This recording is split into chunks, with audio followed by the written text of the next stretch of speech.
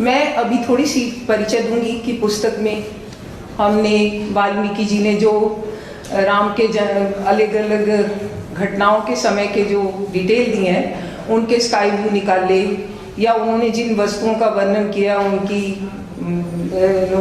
Archaeological रिपोर्टें निकाली, वो हमने 29 स्काई व्यू तो दिए हैं। इतने प्लानिटेरियम, इतने साइंस म्यूजियम्स उनके अंडर हैं कि वो प्रोग्राम रन कर सकते हैं। रामायण, महाभारत, ऋग्वेद से शुरू होके पूरा जो हमारा होलोसीन या नूतन युग का इतिहास होना चाहिए, वो इन स्काई व्यू के थ्रू रनिंग दिखाया जा सकता है। ये मैं दावा करती हूँ कि जो हमें इस नूतन युग का इतिहास तो मानवता को बताना ही पड़ेगा कि अगर 12,000 साल पहले हिमयुग खत्म हुआ, पानी बहना शुरू हुआ और मानव सभ्य बसना शुरू हुआ, तो उसका इतिहास तो देना पड़ेगा। ये कह के नहीं चलेगा कि 1500 BC में हम असभ्य थे या हम जंगली थे, नहीं, ऐसा नहीं चलेगा। तो उनके अंदर आर्कियोलॉजी डिपार्टमेंट भी आता है। आर्कियोलॉजी डिपार्टमेंट में कितनी रिपोर्टें हैं जो ये बताती हैं कि 7,000, 8,000, 6,000 साल पहले भी भारत में तांबे के तीर और सोने चांदी के आभूषण, प्रेशियस और non precious, semi precious stones के मोती और आभूषण, तरह तरह के बर्तन, गेहूं, चावल, आम, सैकड़ों चीजें हैं जो हमारी ऋग्वेद में, रामायण में, महाभारत में वर्णित हैं और वो मिली हैं। और उनका तिथिकरण जो किया गया, कार्बन डेटिंग, वो आज से 6,000, 7,000, 8,000 साल पुरानी हैं। मगर दुर्भाग्य की बात है कि वो हमारे स्कूल कॉलेज की किसी किताब का हिस्सा नहीं है। अगर ये परिवर्तन ला सकते हैं तो वही ला सकते हैं आदरणीय महेश शर्मा जी।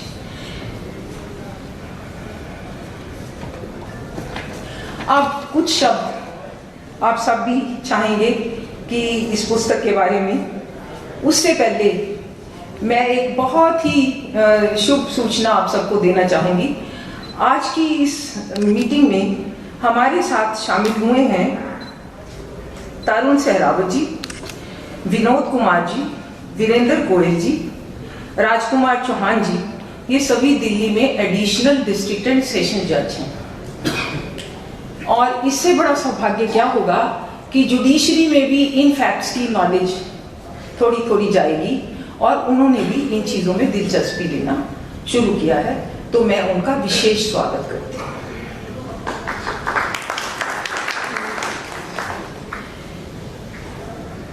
सबसे बड़ी बात है कि मेरा एक परिवार है, उस परिवार का नाम है संकल्प। संकल्प जो है वो बच्चों को IAS के लिए कि वो सिलेक्ट हो सके ट्रेनिंग देता है, और प्रॉफिट के लिए नहीं, बच्चों के भले के लिए। गरीब बच्चों को, कितने बच्चों को कितने वर्षों से वो ला रहा है। संकल्प के इस परिवार से श्री RS गुप्ता जी का, संतोष सनेजा जी का, मधु जी का, नलिनी जी का, प्रसन्ना जी का और इतने सारे और सभी हमारे मेंबरों का मैं बहुत बहुत तहे दिल से स्वागत करती हूँ। और इस बात का धन्यवाद भी करती हूँ कि उन्होंने मेरे को इस पुस्तक लिखने में ही सिर्फ हेल्प नहीं की, बल्कि इसके कंटेंट्स, इसकी नॉलेज को फैलाने में, बहुत सारे बच्चों तक पहुँचाने में भी बहुत सहायता की। सो आप सबका स्पेशल धन्यवाद। अब कुछ शब्द, बहुत थोड़े से शब्द पुस्तक के बारे में, क्योंकि आदरणीय कृष्ण गोपाल जी के सामने हम क्या बोल सकते हैं। वो तो एक बार पुस्तक को नजर लगाएंगे तो वो सब कुछ बता देंगे कि उसमें कैसा क्या है। तो मगर मैं सिर्फ ये बात बताना चाहती हूँ कि मेरी पुस्तक का बेसिस सिर्फ एंड सिर्फ वाल्मीकि रामायण है। वाल्मीकि रामायण क्यों है? क्योंकि वाल्मीकि रामायण में पहले ही अध्याय में, कांड में, पहले ही 6 सर्गों के अंदर उन्होंने डिटेल में दिया है कि उन्होंने वाल्मीकि रामायण की रचना श्री राम के जीवन काल में करी। उन्होंने अच्छी तरह लिखा है, लिखा नहीं है, वो रचना शब्द यूज करते हैं, उन्होंने लिखना शब्द कहीं यूज नहीं किया, उनके जीवन काल में करी। तो मेरी पुस्तक में पहले अध्याय का पहला पैरा क्या है? वो है, कि महर्षि वाल्मीकि ने देवर्षि नारद से पूछा, मुझे वर्तमान में संसार में उस सर्वाधिक गुणवान, वीर्यवान, धर्मज्ञ, सदाचारी एवं विद्वान व्यक्ति के बारे में बताइए जो बहादुर तथा दयालु हो, बुद्धिमान तथा मेधावी हो, यशस्वी तथा सत्यवादी हो एवं असुरों के अत्याचारों से सज्जन पुरुषों की रक्षा करने का सामर्थ्य रखता हो। देव ऋषि नारद ने कहा, वर्तमान समय में इक्ष्वाकु राजवंश के वंशज एवं अयोध्या के राजा श्री राम एक ऐसे पुरुष हैं जिनमें ये सभी गुण विद्यमान हैं। संपूर्ण गुणों से युक्त, कौशल्य नंदन राम, गंभीरता में समुद्र तथा धैर्य में हिमालय के समान है। तत्पश्चात महर्षि वाल्मीकि तमसा नदी के तट पर चले गए और श्री राम के जीवन का वृत्तांत की रचना प्रारंभ कर दी। तो ये पहला पैरा है।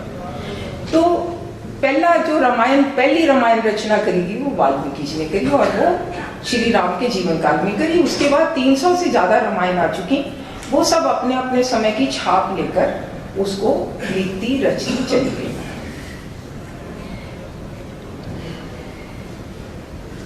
अब रचना करने के बाद महर्षि वाल्मीकि सोचने लगे कि ये फ्यूचर जनरेशन तक कैसे पहुंचाई जाएगी। तो उन्होंने देखा मेरे पास तो लव कुश है, वो तो बहुत विद्वान है, वो तो बहुत अच्छे संगीतज्ञ हैं, मैं उनको कंठस्थ कराता हूँ और वो फ्यूचर जनरेशन तक इसको पहुंचाएंगे। आपको मालूम है कि श्रुति स्मृति की भारत में क्या विश्व भर में परंपरा रही रहती है, पर यहाँ तो बहुत लंबी परंपरा रही है कि गुरु शिष्य को सिखाता है, लिख के जरूरी नहीं है, अभी भी ओरल चलता है। पूरा की पूरी किताबें जो हम लिख के करते हैं वो ओरल ट्रांसमिट करी जाती हैं। तो उन्होंने उनको सिखाया और लव कुश ने ये कहानी जगह जगह ऋषियों के, मुनियों के, सभी जगह आश्रमों में, लेन्स में, सभी जगह सुनाई। मगर फिर जाके नैमिषारण्य में, जहाँ श्री राम अपना, आप सबको मालूम ही है इतना रामायण का कि वो यज्ञ करने आए थे, जब सीता का निर्वासन हो चुका था, लव कुश पैदा हो चुके थे, तो वो वहाँ नैमिषारण्य में यज्ञ करने गए थे। तो वहाँ वाल्मीकि उनको लाए थे। तो वो वहाँ जब गा रहे हैं तो सारी अयोध्या की जनता, सारे कुलीन लोग, सारे राजा जो आए हैं उनके पीछे पीछे लग जाते हैं। देखने में वो बिल्कुल राम जैसे लगते हैं, शक्ल उनकी इतनी सुंदर है, गाना वो इतना सुंदर गाते हैं रामायण का कि मंत्रमुग्ध हो गए सब। तब श्री राम ने उनको बुलवाया और कहा कि मेरे दरबार में ये यज्ञ भूमि में आप रामायण का गीत गाइए, पाठ करिए। उन्होंने किया। तो लव कुश ने जो कहानी सुनाई वो मेरी इस पुस्तक का आधार है। और वो लव कुश ने कहानी श्री राम के जीवन काल में श्री राम को ही सुनाई। उसको रामायण नहीं सीतायन कहिए, क्योंकि वो सीता के एंगल से भी उतनी ही लिखी गई है जितनी राम के एंगल से लिखी गई। ये सब बाद की बातें हैं कि सीता को एक सोसाइटी में चेंज आई, औरतों की पोजीशन नीचे हो गई, तो कुछ चेंजेस आ गए।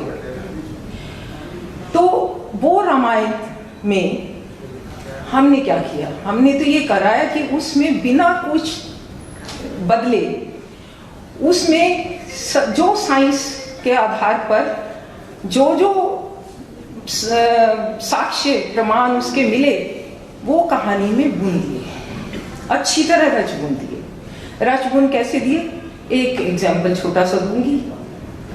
जैसे रामायण में वाल्मीकि जी ने लिखा कि राम के जन्म के समय आकाश में विभिन्न ग्रहों, नक्षत्रों की स्थिति क्या थी। उन्होंने ये कहा 5 ग्रह अपने अपने उच्च स्थान में थे। वो उच्च स्थान आज भी नहीं बदला, वही है। सूर्य मेष में, मंगल मीन में, शनि तुला में, और ये जुपिटर जो है वो कर्क राशि में, और कर्क राशि इससे उदय हो रही है। ये सब डिटेल जो उन्होंने दिए वो और ये कहा कि चंद्रमा उस समय जेमिनी से कैंसर की तरफ आ रहा था।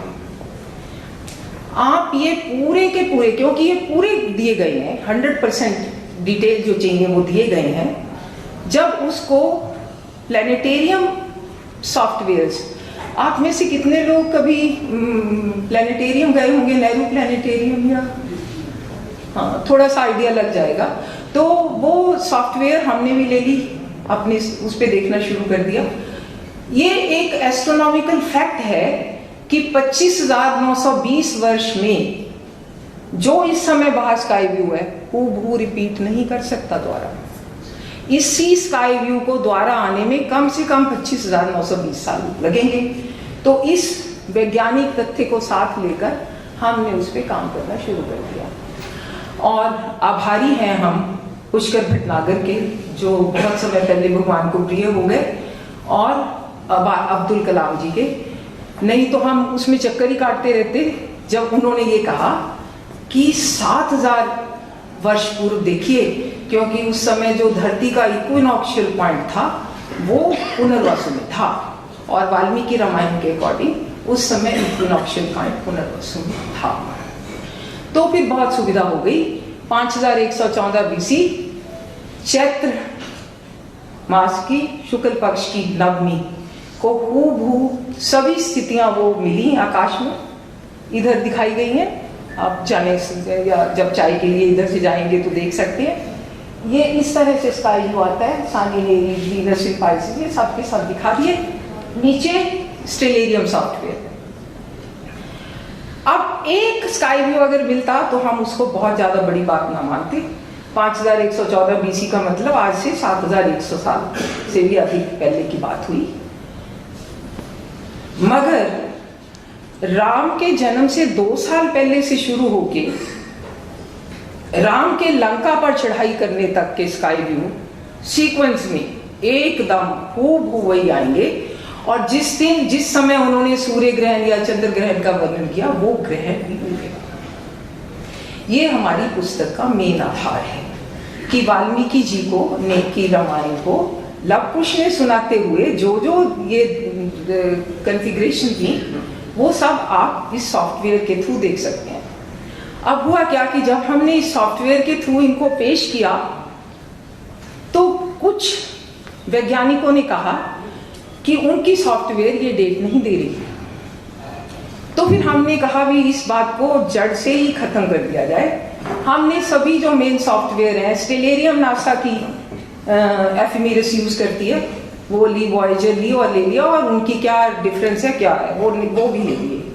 तो हमने स्टेलेरियम से भी सारे के सारे स्काई व्यू उसी तरह 14 की 14 लाइन में जनरेट कर दिए, और वो सभी के सभी 40 दिन प्लस माइनस 1 दिन के फर्क में आ गए। उसके कारण सब पुस्तक का मेथड ये है कि ये स्काई व्यू दिया, स्टेलेरियम का स्काई व्यू दिया, 40 दिन प्लस माइनस 1 डे के अंतर का कारण क्या है, वो सिर्फ कैलेंड्रिकल डिफरेंस है, और उसकी पूरी एस्ट्रोनॉमिकल बेसिस को उसके परिशिष्ट में एक्सप्लेन कर दिया गया। मतलब यह भी जो कहानी पढ़ना चाहे, ज्यादा साइंस पे ना जाना चाहे, वो कहानी पढ़ता जाए। जिसने ज्यादा साइंस देखनी हो उसका बॉक्स देखे और उसका परिशिष्ट देखे। ये उसका लेआउट है पुस्तक का। ये देखने के बाद जब हमें एक बार ये हो गया कि हाँ ये 5114 बीसी का चैत्र मास शुक्ल पक्ष नवमी बर्थ के बाद लेके सारे के सारे स्काई व्यू लाइन में मिलते हैं, और सभी सॉफ्टवेयर में मिलेंगे। चैत्र मास शुक्ल पक्ष तो होगा ही होगा। वो डेट किसी सॉफ्टवेयर में 10 जनवरी होगी, किसी में 19 का। ये क्या हो गया। तो फिर हमने आर्कियोलॉजी के और के सबके तरह तरह की एविडेंसेस निकाली।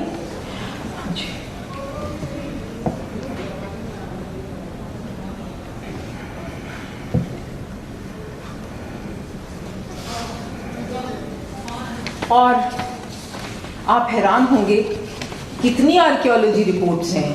मेहरगढ़ की हैं, लाहौरा देवा की हैं, और हरियाणा में कुनाल की हैं, कालीभंगन की हैं, जहाँ पे आपको 5000 वर्ष से पुरानी हिंदुस्तान में कितनी सारी चीज़ें मिलती हैं कि जो आपके स्कूल कॉलेज में तो ये पढ़ाते हैं कि 1500 बीसी में हमें मालूम भी नहीं थी। शायद वीर तो ब्राज़ील से आगे कुछ है, आपको 7000 साल पुरानी ये सब चीज़ें मिलेगी। हमने उस रिपोर्ट के साथ, पूरे संदर्भ के साथ, उसकी पिक्चर के साथ इस पुस्तक में उसको शामिल किया। वो सब 7000 साल पुराना जो कुछ मिलता था। अब जैसे पहले ये हो गया कि चूड़ामणि कहाँ से दे दी सीता ने, तब तो चूड़ामणि होती ही नहीं थी। रिंग कहाँ से दे दी राम ने, क्योंकि रिंग तो होती ही नहीं थी।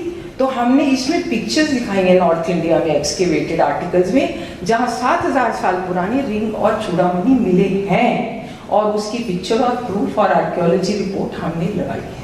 ये काम किया करने की कोशिश की। अब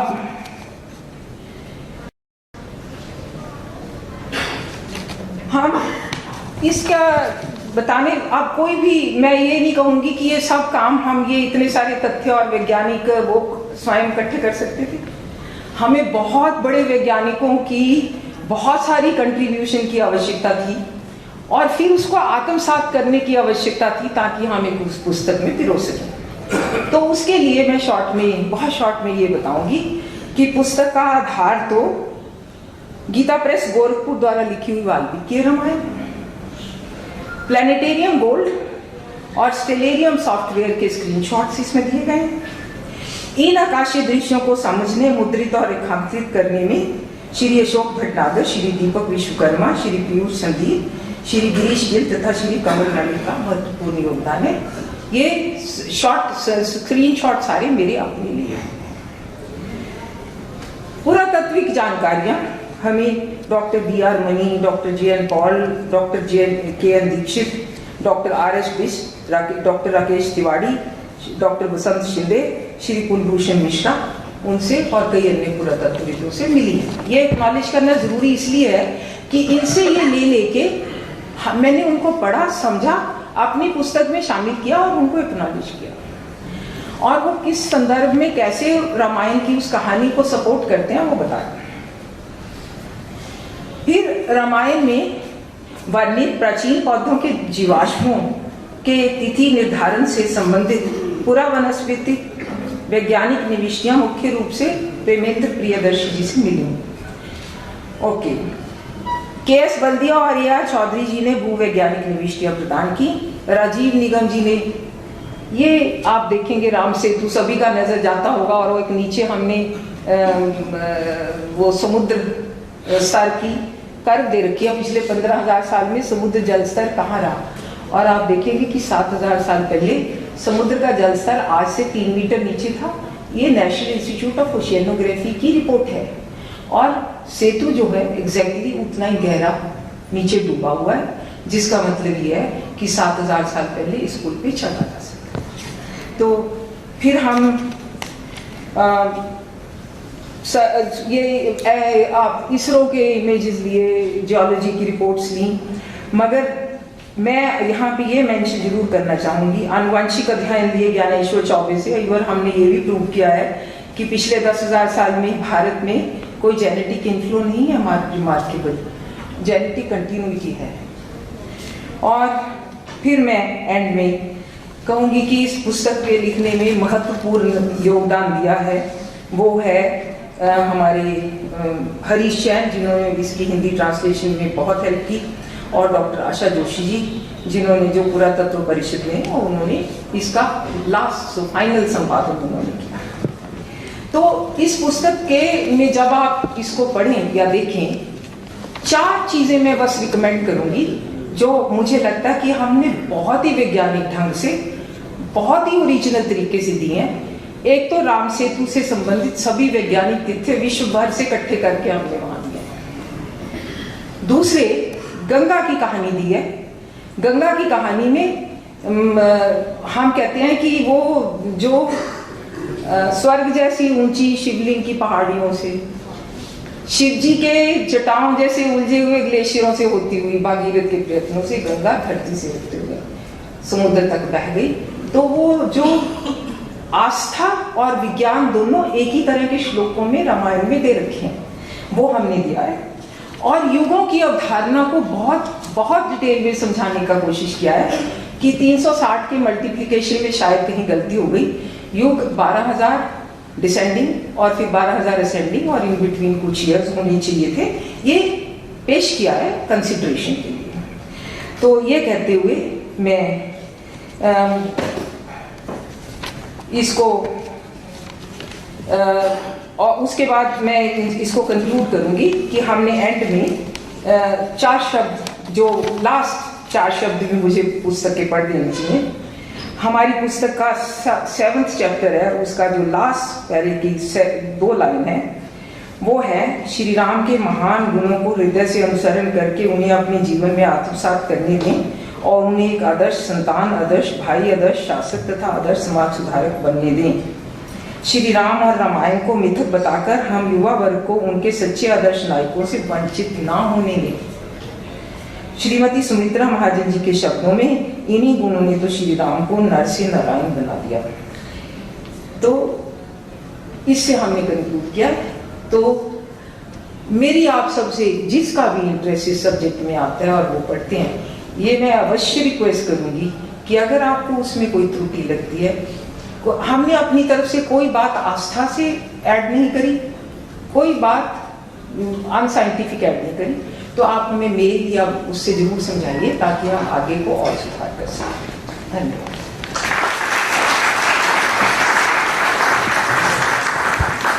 हार्दिक आभार स्वरूप बालाजी। विषय बहुत बड़ा है पर हमें समय का आज थोड़ा बंधन है, माननीय कृष्ण गोपाल जी को फ्लाइट पकड़नी है, इसलिए समय की मर्यादा है। अब वह क्षण आ गया है जिसकी हम यहाँ एकत्र हुए हैं। मैं आदरणीय डॉक्टर कृष्ण गोपाल जी से आग्रह करता हूँ, कृपया रामायण की कहानी विज्ञान की जुबानी का लोकार्पण कर अनुग्रहित हूँ।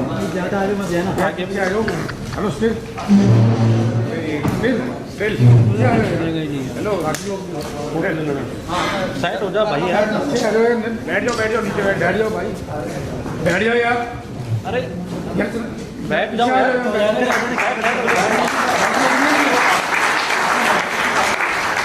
हेलो, कहाँ से आए यार? नीचे बैठ जाओ भाई, बाद में करना।